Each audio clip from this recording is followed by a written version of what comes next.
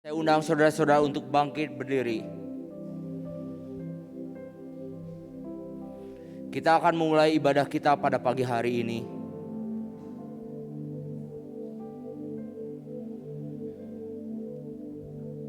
Pertolongan kita adalah di dalam nama Tuhan yang menjadikan langit dan bumi, yang tetap setia untuk selama-lamanya.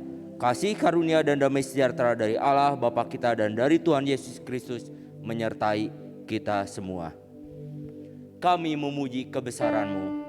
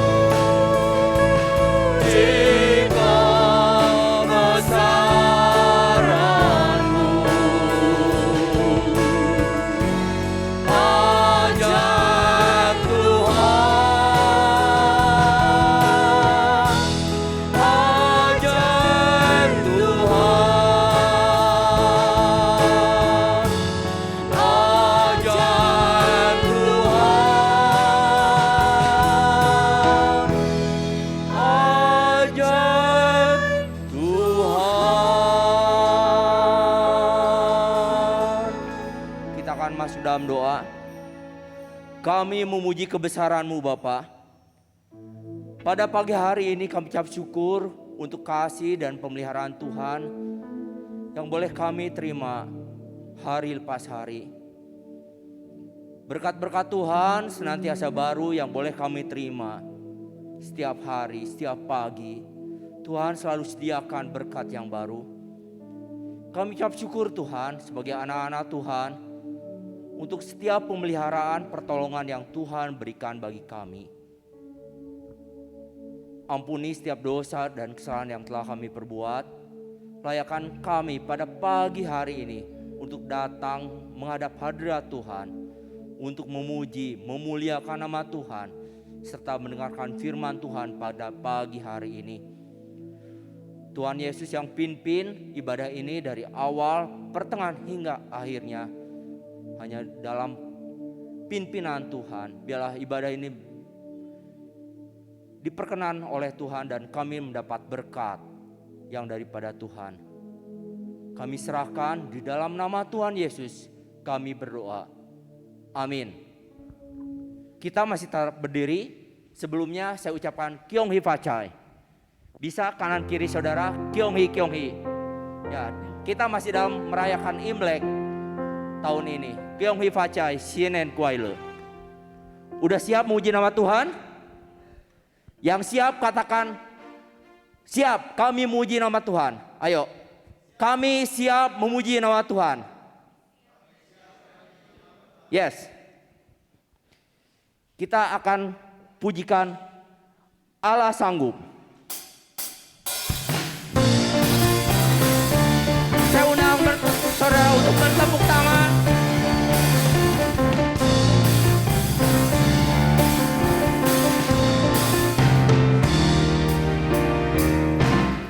Apa yang tak pernah lihat mata, yang tak pernah didengar telinga, yang tak pernah timbul di dalam hati, semua disediakannya bagi yang mengasihi Dia. Allah sanggup melakukan segala perkara, dulu, sekarang, dan selamanya. Kuasanya tidak berubah. Allah sanggup Melakukan segala perkara, dulu, sekarang, dan selamanya. kuasanya tak berubah.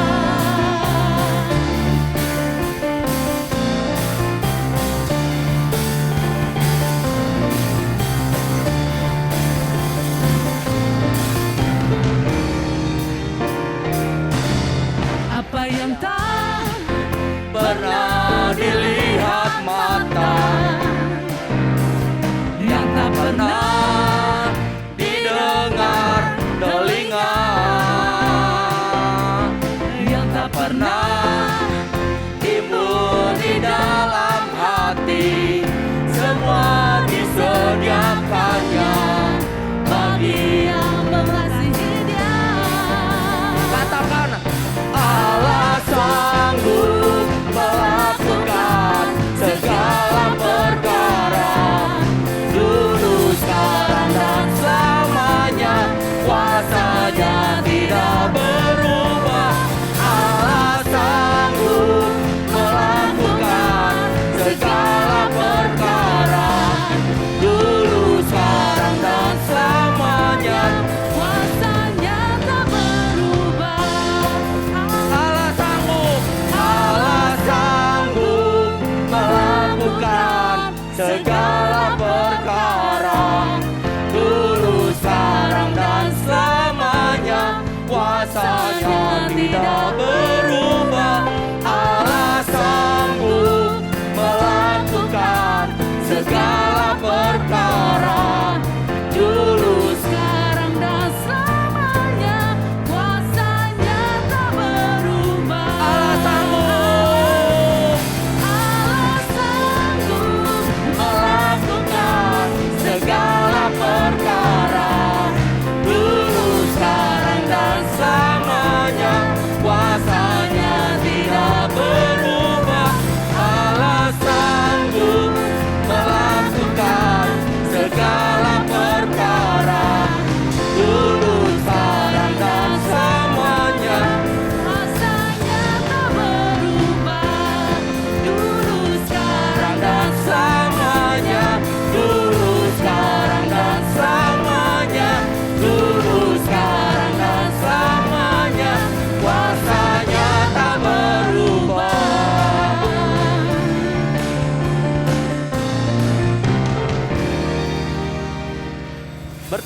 dan untuk kemuliaan nama Tuhan. Silakan duduk. Allah begitu mengasihi kita. Tuhan senantiasa menjawab setiap seru doa kita. Aku percaya.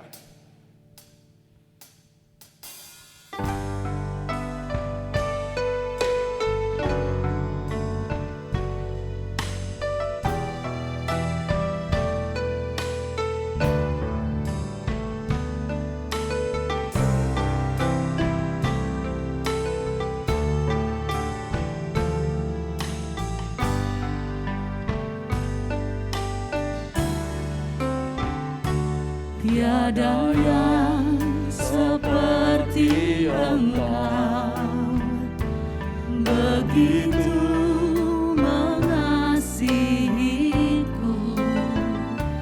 Kau Tuhan sanggup menjawab semua seru doaku.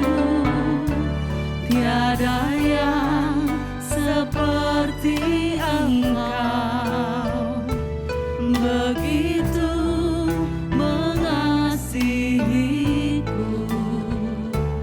Kau Tuhan sanggup melawan seluruh kehidupanku. Aku percaya Tuhanku ajaib.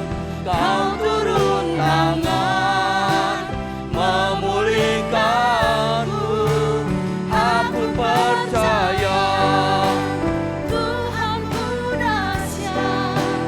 Kau turun tangan memberkatiku.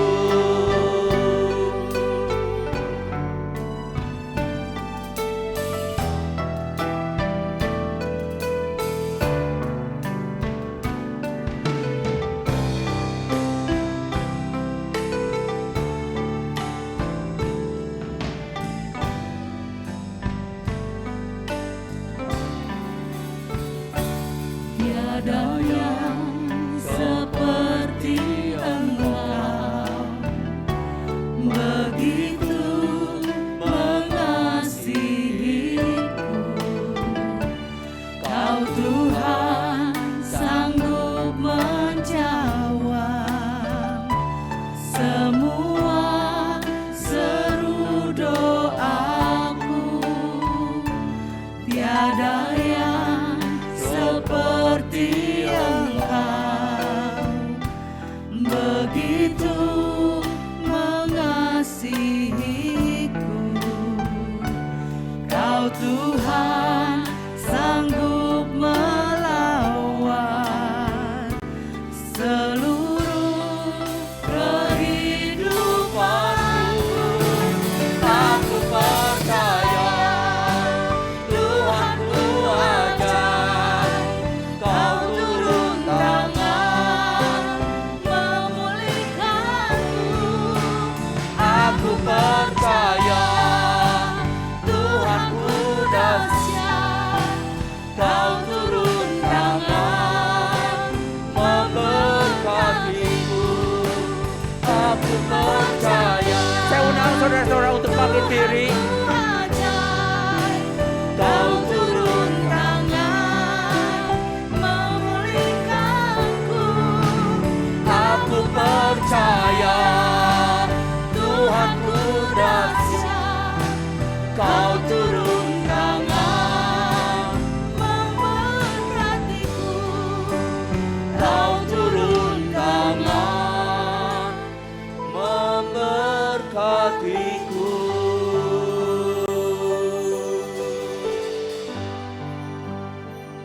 Mari kita berdoa. Ya Tuhan, terangi hati dan pikiran kami, sehingga ketika kami mendengarkan firman Tuhan itu boleh mengubah hidup kami. Benar-benar boleh menerangi jalan hidup kami ya Tuhan. Sehingga kehidupan kami dimanapun dapat menjadi berkat, menginspirasi dunia ini. Terima kasih, hadirlah di tengah-tengah kami ya Tuhan. Berfirmanlah kepada kami, dan kami siap untuk mendengarkan. Di dalam nama Tuhan Yesus kami berdoa. Amin. Silakan duduk kembali.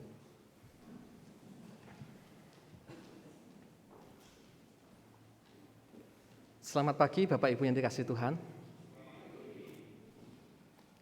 Tetap bersukacita. Amin. Puji Tuhan. Hari ini kita akan membahas satu tema, menjadi saudara dalam kesukaran. Mari kita membuka Alkitab kita di dalam Ayub, kitab Ayub pasal yang kedua, ayat 11 sampai 13. Kitab Ayub pasal yang kedua, ayat 11 sampai yang ke-13. Demikian firman Tuhan. Ketika sahabat Ayub mendengar kabar tentang segala malapetaka yang menimpa dia, maka datanglah mereka dari tempatnya masing-masing, yakni Elifas orang Teman dan Bildad orang Su'ah, serta Zofar orang Naamah. Mereka bersepakat untuk mengucapkan bela sungkawa kepadanya dan menghibur dia. Ketika mereka memandang dari jauh, mereka tidak mengenalnya lagi. Lalu menangislah mereka dengan suara nyaring. Mereka mengoyak jubahnya dan menaburkan debu di kepala terhadap langit. Lalu mereka duduk bersama-sama dia di tanah selama 7 hari 7 malam. Seorang pun tidak mengucapkan sepatah kata kepadanya, karena mereka melihat bahwa sangat berat penderitaannya. Bapak Ibu, pernahkah kita di dalam kesedihan, dalam pergumulan, dalam masalah yang kita hadapi, ketika kita membutuhkan saudara-saudara sahabat kita untuk menghibur kita, menguatkan kita, tapi justru mereka pergi dan tidak ada satupun yang mendatangi dan menguatkan kita. Pernah Bapak Ibu mengalami seperti itu? Di bulan Februari ini kita akan berbicara tentang kasih. Kalau berbicara tentang kasih, itu aspeknya luas sekali. Bicara tentang mengampuni, itu adalah kasih. Bicara tentang memberi, itu juga kasih. Tapi hari ini saya akan berbicara tentang wujud kasih yang lebih spesifik. Bagaimana kita bisa menjadi saudara dalam kesukaran. Menjadi saudara dalam kesukaran itu tentu tidak mudah, sangat sulit sekali. Karena maunya kita atau naturnya kita itu adalah pengen menjadi saudara dalam kelimpahan atau dalam kesenangan. Ayat Alkitab di dalam Amsal mengatakan begini, kekayaan menambah banyak sahabat, tetapi orang miskin ditinggalkan sahabatnya.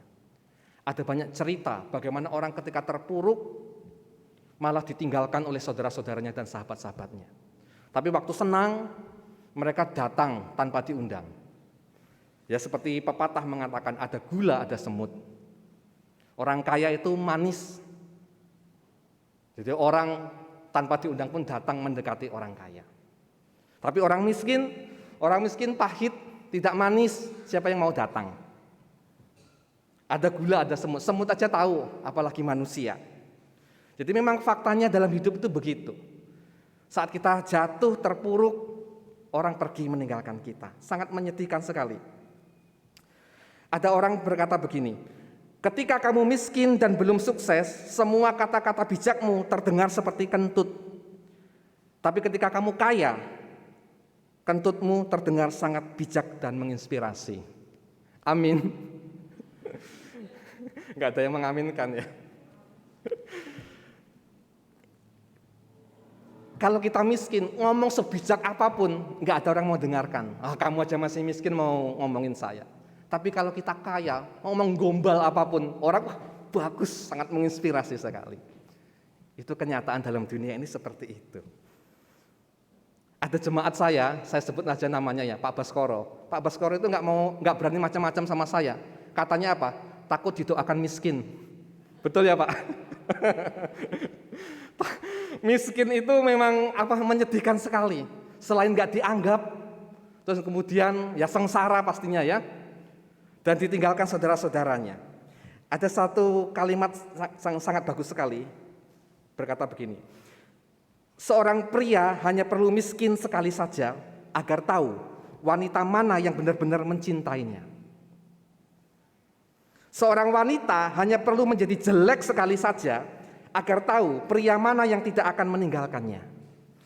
Dan manusia hanya perlu jatuh sekali saja agar tahu siapa yang sebenarnya benar-benar peduli dan mengasihinya. Cek saja, waktu kita jatuh, siapa yang masih tetap peduli dan mengasihi kita, itu berarti sahabat yang luar biasa. Tapi waktu kita jatuh, tidak ada pun orang yang datang, tidak ada seorang pun yang datang. Padahal dulu waktu kita kaya mereka, wah datang terus setiap hari. Berarti itu bukan sahabat yang sejati. Saudara, jika di dunia ini lazimnya begitu, bahwa orang yang mengalami kesusahan malah ditinggalkan, mereka akhirnya merasa sendiri menghadapi beban hidupnya. Kita sebagai anak Tuhan tidak boleh begitu. Marilah kita menjadi saudara dalam kesukaran. Kita dekati mereka yang susah, kita hibur mereka yang menderita, kita kuatkan mereka. Kalau kita ingin menjadi berkat dan menginspirasi dunia ini. Saudara yang dikasihi Tuhan, Ayub mengalami kesukaran yang sangat hebat, diceritakan di Alkitab ya. Apa yang dialami oleh Ayub? Ayub itu pada awalnya orang yang sangat kaya luar biasa sekali. Tapi mendadak menjadi miskin karena dirampok. Dan kemudian anaknya yang 10 itu mati semuanya kena bencana. Dan dia sendiri mengalami sakit yang sangat menyiksa dirinya. Gatal-gatal di sekujur tubuhnya. Sampai dikatakan dia duduk di tengah-tengah abu, menggaruk seluruh badannya dengan beling. Dia nggak punya apa-apa, padahal dulu sangat kaya dan hidupnya makmur luar biasa. Ini yang saya sebut sebagai penderitaan yang diambang batas kekuatan manusia, dialami oleh seorang yang bernama Ayub. Dan pada waktu itu satu-satunya orang yang dia miliki adalah istrinya sendiri. Tapi istrinya justru mengatakan begini, masih bertekunkah engkau dalam kesalehanmu? Kutukilah Allahmu dan matilah. Istri Ayub yang hari-hari bersama dengan dia kini menjadi iblis yang memprovokasi Ayub. Kutukilah Tuhanmu dan matilah. Buat apa kamu percaya kepada Tuhan yang kamu anggap baik, sekarang dia memberikan kamu kesengsaraan seperti ini. Enggak ada gunanya Tuhan-Tuhanan. Itu istri Ayub, Bapak Ibu yang dikasihi Tuhan. Jadi memang kalau orang sudah menderita jatuh itu mengerikan. Ditinggalkan semua orang yang dulunya padahal setiap hari bersama dengan dia. Namun yang sangat menarik adalah dikala Ayub menderita dalam duka itu, di ayat 11 dikatakan, ketika ketiga sahabat Ayub mendengar kabar tentang segala malapetaka yang menimpa dia, maka datanglah mereka dari tempatnya masing-masing. Ini menakjubkan sekali. Ternyata Ayub masih memiliki sahabat-sahabatnya. Dari jauh 3 orang sahabatnya datang mengunjungi dia. Saudara, istri atau suami kita yang hari-hari bersama dengan kita, menemani perjalanan hidup kita, saat kita mengalami kesusahan, belum tentu mereka tetap bersama dengan kita. Mereka bisa pergi meninggalkan kita. Tapi seorang sahabat yang sejati, ia akan terus datang menghampiri dan menemani kita. Jadi kalau saudara punya sahabat seperti itu, sungguh berbahagia saudara-saudara. Dan saya mengharapkan kita semuanya bisa menjadi sahabat bagi saudara-saudara kita yang mengalami kesukaran dalam hidup ini. Saudara, dikatakan sahabat-sahabat Ayub datang ketika semuanya pergi. Inilah yang seperti dikatakan dalam Alkitab, seorang sahabat menaruh kasih setiap waktu dan menjadi saudara dalam kesukaran. Sahabat itu begitu. Dan apa yang dilakukan oleh sahabat-sahabat Ayub ketika mereka mengunjungi Ayub? Di ayat yang 12-13 dikatakan begini. Ketika mereka memandang dari jauh, mereka tidak mengenalnya lagi. Lalu menangislah mereka dengan suara nyaring. Mereka mengoyak jubahnya dan menaburkan debu di kepala terhadap langit. Lalu mereka duduk bersama-sama dia di tanah selama 7 hari 7 malam. Seorang pun tidak mengucapkan sepatah kata kepadanya, karena mereka melihat bahwa sangat berat penderitaannya. Inilah yang disebut sebagai empati. Turut merasakan penderitaan saudaranya. Dia menderita, saya juga ikutan menderita, ikut menangis bersama orang yang menangis. Namanya empati. Dan dikatakan sahabat Ayub ini 7 hari 7 malam duduk di sampingnya Ayub, tidak mengucapkan sepatah kata pun, menangis bersama dengan Ayub. Ini sahabat yang luar biasa ya. Memiliki empati yang sangat luar biasa. Ini patut kita teladani. manusia di zaman modern ini saya melihat kita kekurangan empati terhadap saudara-saudara di sekitar kita. Kita terlalu sibuk dalam dunia ini, sibuk dengan urusan kita sendiri, jangankan mengurusi hidup orang lain, mengurusi diri sendiri aja kadang belum benar, begitu ya. Jadi kalau ada orang mengalami kesusahan, ya bodoh amatlah, bukan hidup saya. Hari ini manusia modern itu miskin dengan kata empati. Tapi saya mengajak kita semuanya, kita harus kaya rasa empati itu, menjadi saudara dalam kesukaran. Baru hidup kita bisa menjadi berkat. Saudara yang dikasih Tuhan, empati, menangis bersama, menemani tanpa mengucapkan sepatah kata. Saya menemukan satu definisi yang bagus tentang empati. Empati adalah sikap mendengarkan, memberi ruang, menahan penilaian, terhubung secara emosi, dan kemudian membawa pesan penyembuhan yang luar biasa. Kamu tidak sendirian. Itu empati. Saya ulang ya. Empati adalah sikap mendengarkan, memberi ruang, menahan penilaian, terhubung secara emosi dengan orang yang menderita itu, dan kemudian membawa pesan penyembuhan yang luar biasa. Kamu tidak sendirian. Itu menguatkan sekali. Saudara ingat, menahan penilaian, ini penting sekali. Jangan nerocos, seolah-olah kita ngerti pergumulan saudara kita itu. Atau kadang kita seringkali menggampangkan masalah yang sedang dihadapi. Alah gitu aja nangis, biasa aja kali. Nah kayak gitu, itu enggak baik. Menahan penilaian, jangan menggampangkan masalah yang dihadapi oleh saudara kita. Kehadiran kita tidak selalu berarti banyak bicara. Tapi walaupun kita tidak banyak berbicara, tetapi pesannya harus sampai. Kamu tidak sendirian. Ada orang yang mengasihimu, ada orang yang mendoakan kamu. Hadapi. Itu baru namanya empati. Saudara, kita bisa saja hadir dalam penderitaan orang, tapi tidak bisa memberi pesan penguatan, tapi malah penghakiman. Misalkan kita bilang begini, mungkin kamu malas ke gereja kali sampai kamu menghadapi penderitaan seperti ini. Kamu jarang berdoa kali. Atau jangan-jangan kamu sedang melakukan dosa yang terus-terusan sampai kamu dihukum Tuhan hari ini. Bertobat makanya. Bayangkan kalau kita sedang mengalami kesusahan, kita dikuliahin seperti itu, dikotbahin seperti itu, disuruh bertobat, dianggap kita ini pendosa, melakukan kesalahan. Kita makin sedih dan terpuruk. Kita nggak bijak kalau berkata seperti itu. Empati itu menahan penilaian dan belajar banyak mendengarkan dan memperhatikan keluhan dari orang yang sedang menderita itu. Saudara yang dikasihi Tuhan, langkah yang pertama untuk bisa menjadi saudara dalam kesukaran itu adalah empati. Itu seperti yang dilakukan oleh sahabat-sahabat Ayub ini, sangat bagus sekali. Menyediakan waktu, menyediakan perhatian, dan tidak banyak berbicara di awal-awalnya. Itu langkah pertama yang bagus sekali. Tapi ini yang perlu diperhatikan, langkah kedua, sahabat-sahabat Ayub ini nampaknya gagal untuk menjadi menjadi sahabat yang bisa menanggapi permasalahan dengan baik. Ketika Ayub sudah terhibur dengan kehadiran mereka, sudah percaya akan kebaikan dan kesetiaan mereka, akhirnya Ayub dikatakan mau membuka mulutnya dan mencurahkan seluruh isi hatinya kepada sahabat-sahabatnya. Ini menarik sekali. Saudara, ada banyak orang tidak mau berbicara, tidak mau bercerita kepada orang karena apa? Belum percaya, belum dekat. Nanti aku cerita sama kamu omongin ke orang lain atau kamu malah menyalahkan saya. Tapi kehadiran sahabat-sahabat Ayub tadi yang pertama, sampai 7 hari 7 malam itu dekat terus sama dia, membuat Ayub percaya dan kemudian mau curhat dan bercerita tentang keluh kesah yang dihadapi. Namun sayangnya saat Ayub bercerita, berkeluh kesah, bagaimana hatinya begitu hancur, malah sahabat-sahabatnya memojokkan Ayub, menguliahi Ayub. Dikatakan Ayub adalah orang yang bersalah, orang yang berdosa, orang yang tidak jujur, dan orang yang sedang dihajar oleh Tuhan. Intinya mereka sok tahu dan sok bijak.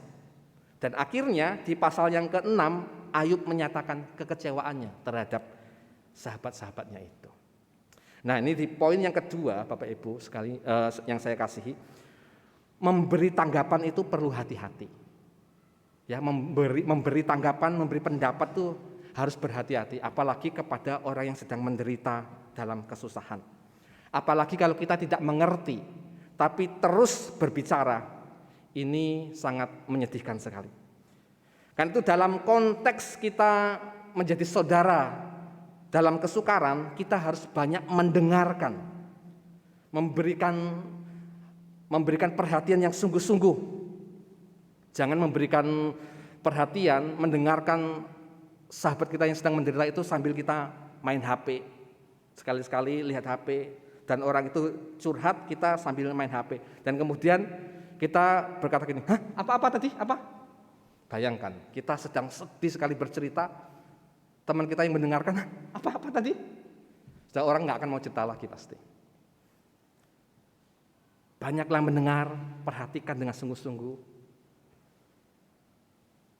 Dan kalau tidak dimintai pendapat, tidak dimintai pandangan, jangan memberikan pendapat. Karena yang sering terjadi adalah ketika orang curhat itu dia hanya ingin didengarkan, tidak mau ditanggapi. Ada kasus seperti itu. Tapi memang juga ada orang curhat, setelah curhat dia minta pendapat dari kita. Nah, disitulah kita kalau dimintai pendapat, kasih pendapat, tetapi harus tetap hati-hati. Misalkan kita berkata gini, saya tidak tahu masalah ini ya, tapi kalau saya dikasih pendapat, ini pandangan saya bisa salah. Nah, ini lebih enak ya. Tapi kalau kita mengatakan, ya kamu sih bodoh, harusnya kamu begini, tidak boleh begitu. Nah, kayak begitu itu yang sangat menyakitkan, memberi tanggapan seperti itu ya. Ada pepatah Tionghoa yang saya sangat sukai sekali, berkata begini, orang yang arif dan bijak ibarat sebuah lonceng yang tergantung di kuil, tidak dipukul, tidak berbunyi. Saya ulangi ya, ini kata-kata bagus sekali. Orang yang arif dan bijak ibarat sebuah lonceng yang tergantung di kuil, tidak dipukul, tidak berbunyi. Maksudnya apa? Maksudnya adalah kalau tidak dimintai pendapat, jangan lancang, banyak bicara dan memberi pendapat. Bila orang belum ingin dinasehati, jangan memberi nasihat, karena bila diberikan, itu akan menimbulkan kesalahpahaman dan antipati. Saudara, kalau kita punya bel di rumah ya, belum dipencet sudah berbunyi, itu namanya apa? Konslet. Bel berbunyi terus kita buru-buru buka pintu, nggak ada orang, kita masuk lagi, terus bunyi lagi, kita bukain pintu, nggak ada orang, sekali lihat bel kita, mau dipencet, bunyi, namanya itu bel rumah kita rusak, konslet, berisik dan mengganggu sekali. Yang ingin saya katakan adalah jadi orang jangan seperti bel konslet, belum dimintai pendapat kita sudah nerocos memberikan pendapat. Itu lonceng yang belum dipukul berbunyi terus, mengganggu sekali. Saudara mungkin berpikir begini, kan saya memberikan pendapat, memberikan nasihat itu kan bagus, harus selalu dikasih kepada orang nasihat, biar dia jadi orang benar. Yang sering kali saya katakan seperti obat ya, obat itu bagus, kalau dosisnya berlebihan itu bisa menjadi racun. Demikian juga dengan nasihat. Nasihat kalau kebanyakan kita berikan kepada orang lain, orang itu sudah enak dan mungkin tidak akan dengarkan nasihat kita. Coba saja ya, kasih 1000 nasihat dalam sehari kepada anakmu. Besoknya anakmu tidak akan mendengarkan nasihat kita. Kelebihan dosisnya. Nasihat itu harus jadi seperti obat yang sesuai dengan dosis tepat dan akhirnya bisa menyembuhkan. Jangan mentang-mentang, kan motivasi saya baik, memberikan nasihat, banyak memberi nasihat. Motivasi baik kalau caranya salah tetap tidak benar. Motivasi baik, cara benar itu baru yang memulihkan dan menyembuhkan. Bapak Ibu yang dikasihi Tuhan, yang ingin saya katakan adalah bijaklah dalam menasihati dan memberi pendapat. Justru dalam konteks kita menghibur teman kita yang lagi kesusahan, amat mungkin pendapat kita bukanlah yang utama. Kehadiran kitalah yang sangat dibutuhkan dan yang menjadi utama, kehadiran kita. Suatu kali seorang menulis begini, Saya begitu sedih kehilangan anak yang saya cintai 3 bulan yang lalu. Hati saya begitu hancur. Hari demi hari saya meratapi kepergian anak saya. Seorang teman datang mengunjungi saya. Ia berbicara banyak hal tentang surga, kehidupan yang kekal, dan tentang Tuhan. Ia terus berbicara dan tidak berhenti. Tapi entah mengapa hati saya tidak terhibur dan berharap dia segera pergi meninggalkan saya. Tapi tak selang beberapa lama kemudian, teman yang lain datang. Ia duduk di samping saya, menepuk ringan pundak saya. Ia tak banyak berkata-kata, ia sekali-kali mengangguk mendengarkan saya. Kemudian dia pergi. Tapi entah kenapa hati saya begitu terhibur dan saya berharap dia tidak secepat itu pergi. Saudara nangkap maksudnya?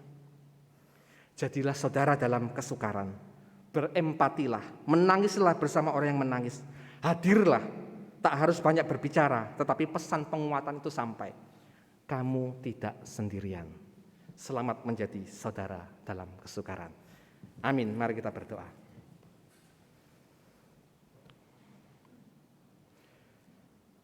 Ya Tuhan, terima kasih untuk kebenaran firman Tuhan hari ini.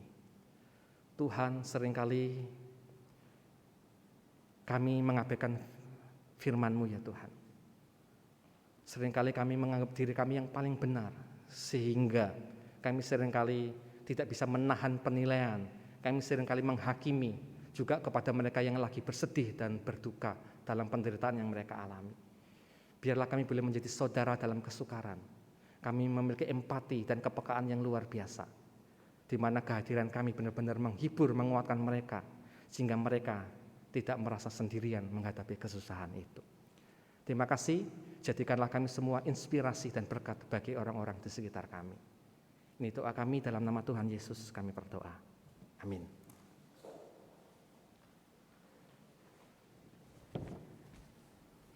Biarlah kita bisa menjadi saudara dalam kesukaran, sebagai saudara seiman dalam Jemaat GKI Sion Tasikmalaya.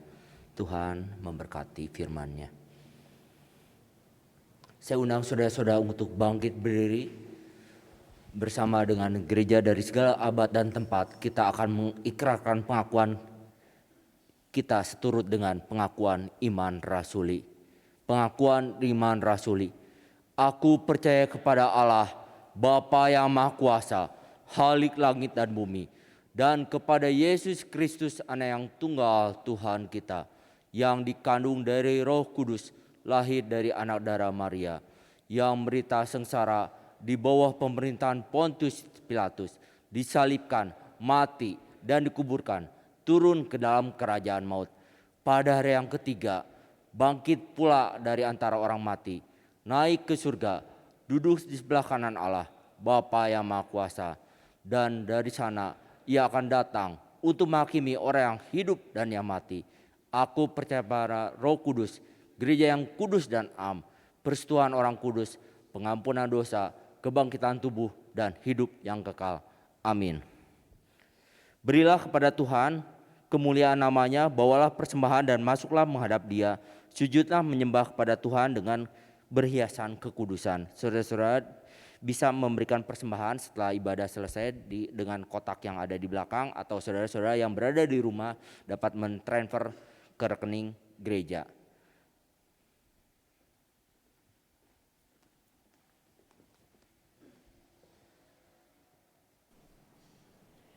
Mari kita berdoa syafaat. Ya Tuhan, kami mengucapkan syukur untuk penyertaan dan berkat-Mu setiap hari yang sungguh luar biasa. Kami juga memohon pengampunan Tuhan untuk setiap kesalahan yang kami perbuat, yang membuat Tuhan bersedih karena kami tidak taat. Ya Tuhan, berkatilah seluruh jemaat-Mu, baik yang beribadah di tempat ini ataupun yang beribadah secara online. Berilah kepada kami kesehatan agar kami dapat selalu berkumpul dan menyembah Engkau. Tuhan, kami juga berdoa untuk pemilihan diaken dan panatua GKI Sion. Tuhan yang membimbing setiap jemaat dalam pemilihan ini, dan biarlah para calon yang terpilih dapat memenuhi panggilan ini dengan penuh sukacita untuk bersama-sama membangun gereja di tempat ini. Tuhan, kami juga berdoa untuk bangsa Indonesia, biarlah Tuhan pulihkan kembali bidang-bidang yang terdampak pandemi. Kiranya Tuhan berikan hikmah dalam pemerintahan supaya dapat menjalankan tugas dengan penuh tanggung jawab untuk kepentingan dan kesejahteraan rakyat Indonesia. Tuhan, kami juga berdoa untuk gerakan vaksin anak dan vaksin ketiga agar tidak terjadi lagi lonjakan COVID-19 dan masyarakat tetap mau untuk mematuhi seluruh aturan pemerintah dan prokes yang berlaku. Bapak, terima kasih untuk semuanya. Doa ini kami hanya panjatkan dalam nama-Mu saja. Amin. Kita kembalikan segala hormat, puji, syukur hanya bagi Allah Bapa kita. Segala puji, hormat, syukur.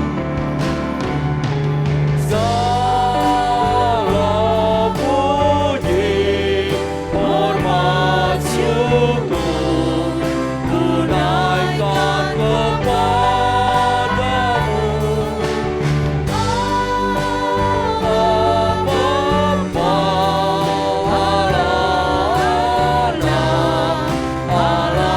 Roh Kudus.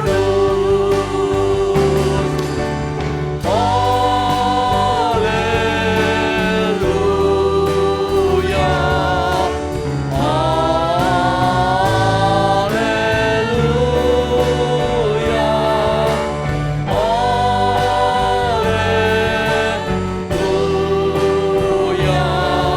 Ketiga yang esa,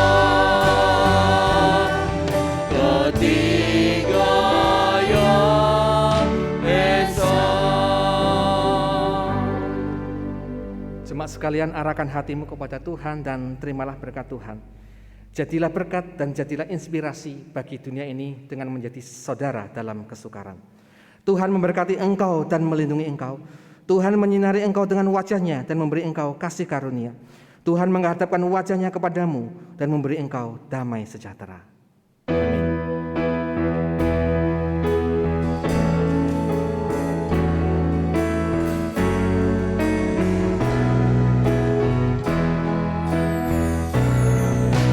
Shalom, shalom, damai Allah turun ke atasmu sekarang. Shalom, shalom, damai Allah sekarang dan selamanya. Seperti sungai yang mengalir, lembut kemarjin. Seperti merpati, damai surgawi. Shalom, shalom, diberkatilah kau sekarang. Berkat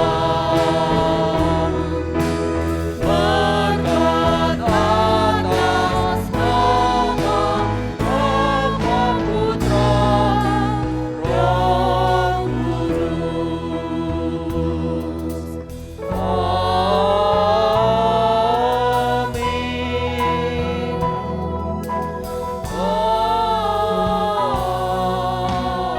Amin. Silakan duduk, silakan mengambil saat teduh. Ibadah selesai.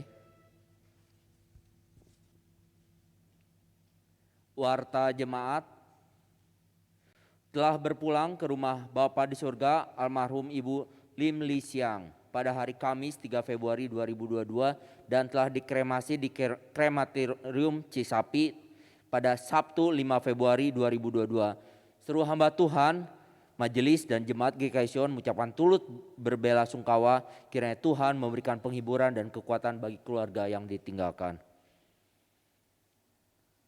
Kebaktian syukur Imlek GKI Klasis Priangan diadakan pada hari Senin 7 Februari jam 6 sore oleh Pendeta David Dong. Kebaktian syukur ini akan dilaksanakan secara on-site dan online. Untuk online di YouTube channel GKI Anugerah. Untuk on-site di GKI Anugerah, pendaftaran on-site dapat menghubungi TU GKI Anugerah 022 60 11 818. Hari Rabu 9 Februari jam 7 malam akan dilaksanakan ibadah doa dan pendalaman Alkitab dengan tema Berkat Tuhan dalam Ketidaktamakan oleh Evangelis Romeo Wibowo yang akan dilaksanakan secara onsite di gedung gereja dan disiarkan live melalui YouTube GKI Sion. Kami mengundang jemaat dapat mengikuti ibadah doa dan pendalaman Alkitab ini. Ibu-ibu dan saudara-saudari sekalian diundang untuk menghadiri persuan Komisi Wanita yang akan disiarkan secara online di YouTube channel GKI Sion dan secara onsite di dalam gedung gereja pada hari Jumat 11 Februari 2022 jam 6.30 dengan tema Ritme Allah oleh Evangelis Kristianti Hohwa dan akan diadakan acara khusus onsite yaitu Petik Angpau. Acara khusus Petik Angpau tidak akan ditayangkan di YouTube channel dan dilaksanakan setelah selesai rangkaian persekutuan. Untuk informasi lebih lanjut bisa menghubungi Ibu Lia atau Ibu Aai. Pengurus komisi diundang untuk menghadiri rapat kerja bersama majelis jemaat pada hari Minggu 13 Februari 2022 jam 4 sore di gedung gereja. Rapat majelis diadakan secara onsite di dalam gedung gereja hari Senin 14 Februari jam 7 malam. Bagi jemaat yang membutuhkan layanan petugas ke rumah dapat menghubungi bendahara majelis Diakon Susi atau Diakon Karlin. Selanjutnya ada warta khusus yang akan dibawakan oleh Diakon Susi Minarni. Waktu dan tempat kami persilakan.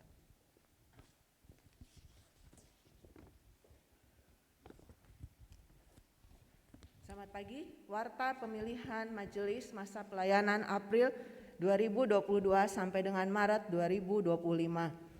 Pemanggilan seorang majelis, panatua dan diaken pada hakikatnya adalah dari Tuhan Yesus Kristus sendiri yang dilaksanakan oleh gereja melalui prosedur gerejawi. Sehubungan dengan akan berakhirnya masa pelayanan majelis periode April 2019 sampai dengan Maret 2022, kita membutuhkan tambahan penatua dan diaken untuk bersama-sama melayani dalam bidang pelayanan gereja dan pendamping komisi. Majelis yang akan mengakhiri periode kemajelisannya pada bulan Maret 2022 adalah 1. Diaken Franky Senjaya, 2. Diaken Eni, 3. Diaken Leo Junius, 4. Diaken Rocky Darsono. Majelis yang masih menjabat adalah Diaken Roni M. Ten, Diaken Lydia Evelina, Diaken Susi, Diaken Karin Losri, Diaken Alfran. Tata cara pemilihan majelis. 1. Pemilihan diaken. Pilihlah nama calon majelis yang saudara usulkan pada lembar isian pemilihan calon majelis yang telah disediakan. Pilihlah 5 usulan nama yang tertera pada lembar isian dengan cara menceklis di sampingnya. Berdasarkan usulan nama-nama yang saudara pilih, kami akan menetapkan calon-calon diaken yang akan diteguhkan sebagai anggota Majelis Jemaat GKI Sion periode April 2022 sampai dengan Maret 2025. 2. Pemilihan penatua. Berdasarkan keputusan rapat majelis pada PMJ tanggal 10 Januari 2022, maka nama majelis dan jemaat yang dicalonkan sebagai penatua. 1. Roni M. Ten. 2. Franky Senjaya. Untuk diaken Roni dan diaken Franky, apabila yang bersangkutan bersedia dan jemaat menyetujui,nya, maka akan meneruskan pelayanannya sebagai penatua. 3. Riandi Andrean. 4. Yulia. Untuk saudara Riandi Andrean dan saudari Yulia, apabila jemaat menyetujuinya dan yang bersangkutan bersedia, maka namanya harus dipilih dulu menjadi diaken. Jadi dari form isian nama bisa diceklis untuk nama Riandi dan saudari Yulia. Kami mengharapkan partisipasi, dukungan dan bantuan seluruh anggota GKI Sion dalam proses pemilihan penatua dan diaken GKI Sion untuk tahun pelayanan April 2022 sampai dengan Maret 2025. Jemaat dapat mengumpulkan lembar isian paling lambat tanggal 13 Februari 2022. Masih ada waktu 1 minggu ke depan. Bagi jemaat di rumah yang tidak dapat hadir di tempat ini, kami akan mengantarkan formulir pemilihan majelis ke rumah masing-masing karena setiap jemaat di rumah memiliki hak yang sama untuk memilih. Jemaat dapat mengumpulkan suara ke kotak suara yang terletak di belakang. Jika membutuhkan layanan petugas, kami akan meminta bantuan koster kami untuk mengambil lembar formulir atau dapat memfotokan hasil usulan nama yang Bapak Ibu pilih ke nomor WA yang tertera di layar. Segenap majelis mengucapkan terima kasih atas dukungan, partisipasi, dan keterlibatan jemaat GKI Sion dalam proses pencalonan majelis periode April 2022 sampai dengan Maret 2025. Warta sampai di sini, ibadah telah selesai. Selamat hari Minggu, Tuhan memberkati.